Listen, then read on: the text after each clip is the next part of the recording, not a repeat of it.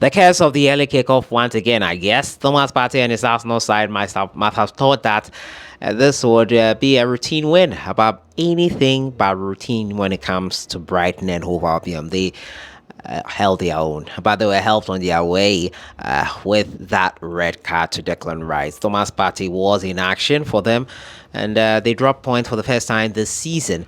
And Tariq Lamptey was on the bench for Brighton and Hove Albion, who have got an amazing start to the season. Also, news on Alexander Djiku. Last night I talked about him. The injury scare is worse. 2 weeks he would need to recover, and that means he'll miss the Ghana game versus Angola and Niger. We'll look at all that and the transfer news, latest and update. In fact, we'll wrap it all up today. But as usual, don't forget to subscribe if you haven't. Click on that notification bell to get more updates. We'll first round up the transfer details that came in late last night, and it starts with Felix Afenajan. Afenajan joined Juventus C next gen. Yes, it is not the Serie A side, it is basically Serie C. He will have an opportunity to prove himself there. And many of you have the opinion that it's a downgrade, but in my opinion, it's an opportunity to do your best and to really validate that you belong with the elite, as he did when he was at AS Roma. This is an opportunity. This is where he has to grab the bull by the horn and deliver. Serie C is not where he would find himself to be, especially following the trajectory from AS Roma to the Black Stars, helping the Black Stars qualify for the World Cup. This is not where ideally he would want to find himself. But sometimes life throws you in these directions to see how best you can react. And most of the time, you are capable of it, you just don't know it yet. So I'm hoping that Felix Afenajan will see this as the opportunity it is and do amazingly well with the Serie C side that is Juventus. Yes, I'm hoping that he takes this opportunity and is able to deliver it accordingly, because it's not been easy for him throughout his career, especially with Cremonese. He's been on the bench for a very long time, and I'm hoping that he can take this opportunity and prove himself. David Odro has joined Barcelona B side, and he is 17 years from Accra Lions. Hopefully he also grabs the opportunity. The deal was confirmed by FC Barcelona, and it is what we have for you. It's great news for David Odro and his contingent. We're hoping that it opens the door for a lot of Ghanaians who are playing in the Ghana Premier League, and looks bleak for them, but that is the case for David Odro. He's a unicorn. Hopefully this becomes a normalcy for a lot of our players. Salis Abdul Samed, he is delighted to join Sunderland on loan. Now, the 24-year-old midfielder announced has moved to his side on a season-long loan from RC Lens, subject to international clearance. So it's not clear yet. He cannot play this weekend if they wanted him. The Ghana international, Samed, made 36 appearances for the Ligue 1 side last season, including 6 in the Champions League. Speaking at his unveiling, he said that Christian Spickman added that we are delighted to announce Salis to Sunderland. He's a defensive midfielder player who is disciplined in and out of possession. He's a different profile within He is a different profile within our midfield, and we believe he will relish the battles that come with playing in a league like Sky Bet Championship. Salih's experience in the League One and the UEFA Champions League will stand him in good stead as we support him in transitioning to English football.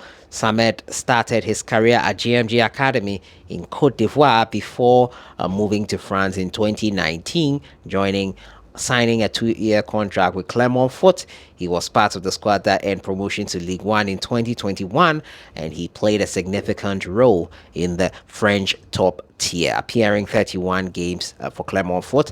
After moving to Lens in 2022 June, Samed enjoyed a formidable debut season in northern France as Frank Hayes' side finished second in League One and qualified for the Champions League. So Salih's there, profiled there by his Sunderland side. He has moved there on a season-long loan.